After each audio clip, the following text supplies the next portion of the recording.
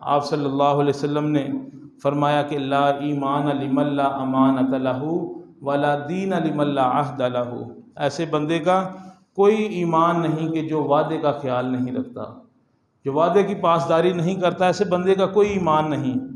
آج ہم دیکھیں کہ ہمارے دل کے اندر اس چیز کی اہمیت ہی ختم ہو گئی ہے، ہم اس چیز کو کوئی اہمیت ہی نہیں دیتے کہ دن میں ہم کئی وعدے کرتے ہیں اور ان کو توڑ دیتے ہیں، کئی وعدے کرتے ہیں ان کو پورا نہیں کرتے۔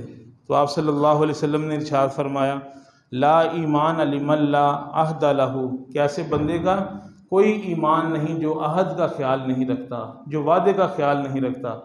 کئی دفعہ ہم بچوں سے وعدہ کرتے ہیں، اس کو جو ہے نا وہ پورا نہیں کرتے، تو جو بھی وعدہ ہے اس کو توڑتا ہے۔ اللہ تعالیٰ نے فرمایا وَأَوْفُوا بِالْعَهْدِ إِنَّ الْعَهْدَ كَانَ مَسْئُولًا، کہ اگر کسی سے وعدہ کر لیتے ہو تو اس کو پورا کیا کرو۔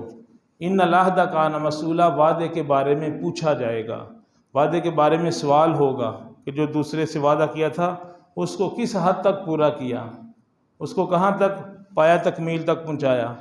تو آپ صلی اللہ علیہ وسلم نے کتنی بڑی وعید سنائی ہے۔ اسی وعید سے ہمیں سمجھنا چاہیے کہ وعدے کی کتنی اہمیت ہے، وعدے کی پاسداری کرنا کتنا لازمی اور ضروری ہے۔ آپ نے فرمایا وَلَا دِينَ لِمَن لَا عَهْدَ لَهُ، ایسے بندے کا کوئی دین نہیں کہ جو وعدے کو پورا نہیں کرتا، وعدے کا خیال نہیں رکھتا۔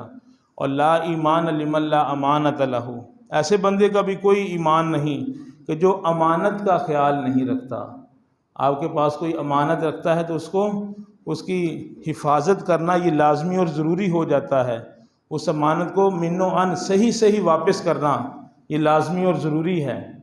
وعدے کا پاس نہ کرنا، امانت کا خیال نہ رکھنا، آپ صلی اللہ علیہ وسلم نے اس کو بھی کمزور ترین ایمان قرار دیا ہے۔